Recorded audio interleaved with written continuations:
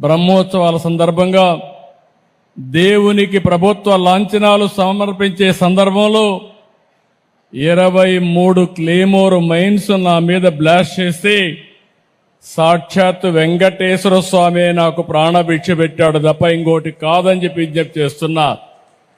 అది వెంకటేశ్వర స్వామి మహిమ.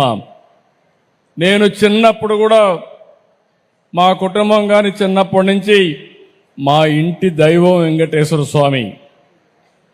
మా ఇంటి నుంచి చూస్తే మంగాపురం నుంచి ఆ సైడ్ చూస్తే వెంకటేశ్వర స్వామి నామాలు కనపడొస్తాయి.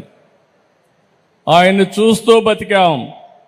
ఆయన పాద పద్మాల చింతన అనునిత్యం తరించాం, ముందుకెళ్ళాం.